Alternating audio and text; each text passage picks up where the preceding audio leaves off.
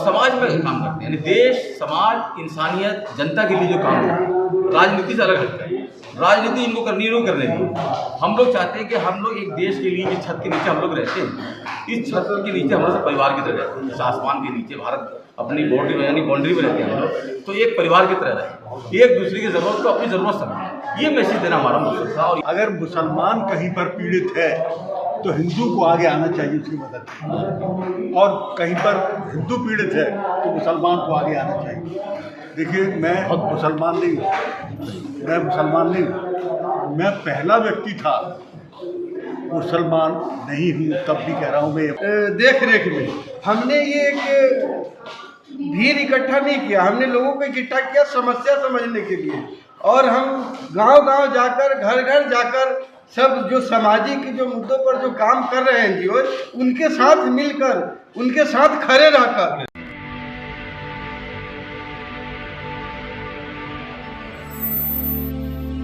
जावेद साहब, आज के प्रोग्राम में क्या मकसद था, क्या पर्पज़ से आपने प्रोग्राम किया था, किन लोगों को बुलाया था, कितने लोग आए? आज की जो कॉन्फ्रेंस है, इसका जो नाम रहा, उन्वान सब्जेक्ट रहा, वो है सेवा सम्मान सम्मेलन और सबजन सेवा मंच, पसमानदा विकास फाउंडेशन और 101 एनजीओ ने मिलकर ये प्रोग्राम बनाया, आज का आयोजन किया। खास बात ये है कि इससे के उद्देश्य हम लोगों का ये है कि जो लोग समाज में काम करते हैं, यानी देश, समाज, इंसानियत, जनता के लिए जो काम करते हैं, राजनीति से अलग हटकर है। राजनीति इनको करनी नहीं करने दी। हम लोग चाहते हैं कि हम लोग एक देश के लिए जिस छत के नीचे हम लोग रहते हैं, इस छत के नीचे हम लोग सब परिवार की तरह रहते हैं। इस आसमान के नीचे भारत अपनी बॉर्डरी में यानी बाउंड्री में रहते हैं हम लोग, तो एक परिवार की तरह रहते हैं, एक दूसरे की ज़रूरत को अपनी ज़रूरत समझें। ये मैसेज देना हमारा मकसद था। और यही वजह है आज एसपी राय जी आए, मेराज साहब यहाँ मौजूद है, अशरफ खान साहब यहाँ है, हमारी पूरी टीम यहाँ है, भाई देखिए ये कुंदन जी और हमारे तमाम ये हमारे पुराने जो है मोइन साहब, जितने हमारे सालिया जी और तमाम जितने भी हमारे ये अजय पत्रकार जी, ये सब लोग जितने भी हमारे यहाँ रांची इस सैनिक संस्था के, यानी 100 एनजीओ रांची से, झारखंड, कर्नाटक के, हरियाणा, पंजाब से तो पूरी टीम आई, लुधियाना जी, जिन्होंने बहुत बड़ा काम किया, और दिल्ली, यूपी और इसके अलावा ये महाराष्ट्र, यानी तकरीबन 10 या 15 स्टेट से लोग यहाँ और जिन्होंने ये शिरकत। जावेद जी, बात है कि इस तरह से कई कार्यक्रम होते हैं, हम देखते हैं कि कई 100, 150 एनजीओ इकट्ठी होती हैं। एक बार कार्यक्रम होता है, फिर आगे की प्रक्रिया घुस जाती है, जिससे वो सम्मान तो एक बार होकर, लेकिन वो आगे की जो प्रक्रिया रही कि आगे क्या क्या पिछले एक साल में क्या क्या, उसमें बाकी चर्चा होने लग जाती है। हाँ, आप ये एनजीओ का प्रोग्राम नहीं है, ये एनजीओ के लिए है। बहुत सारी एनजीओ जमा होती है। एक तो होता है एनजीओ का जो प्रोग्राम होता है, और आप इसका तजुर्बा है, आप देखिए आम मैदान में आकर के ये घर पहुंच करके काम उनको ये खड़ा करना है तालीम के लिए, इतना बड़ा काम करते हैं। देखिए, ये प्रोग्राम का उद्देश्य महज भीड़ इकट्ठा करना नहीं था। हाँ। पसमानदा विकास फाउंडेशन, सबजन सेवा संस्था, हमारे जावेद सिद्दीकी साहब के देख रेख में हमने ये एक भीड़ इकट्ठा नहीं किया, हमने लोगों को इकट्ठा किया समस्या समझने के लिए। और हम गांव-गांव जाकर, घर घर जाकर सब जो सामाजिक जो मुद्दों पर जो काम कर रहे हैं एनजीओ, उनके साथ मिलकर, उनके साथ खड़े रहकर और बेहतर ढंग से समाज को आगे बढ़ा सके, राष्ट्र को आगे बढ़ा सके, इसलिए हम लोगों ने ये सेवा सम्मान का आयोजन। जावेद साहब, एक सवाल ये, इससे आप सद्भावना सम्मेलन आप अक्सर करते रहते हैं अलग अलग धर्म गुरुओं के साथ, मगर मुल्क के जो हालात हैं इस टाइम, आप उसको कैसे देखते हैं? वो पता है, अभी सारी चीज़ वाकिफ़ है आप, इसीलिए तो हो रहा है। उसका मतलब ऐसा कुछ इफेक्ट नहीं पड़ रहा है। सुशील गोस्वामी जी आए, डॉक्टर भट्टी जी आए, हमारे के शर्मा जी आए, सुशील खन्ना जी महाराज जी आए, यानी हर एसपी राय जी यहाँ हैं, यानी हर समाज के लोग आए।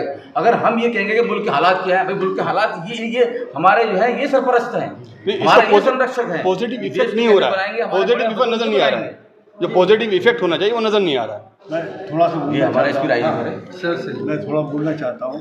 देखिए, मैं 1990 में मैंने डीडी ज्वाइन किया डायरेक्टर, ठीक है सर, और 1995 में हमने, मैं डीसी कमिश्नर थी, मैं डायरेक्टर था, IAS दोनों थे हम, वो मुझसे सीनियर थे।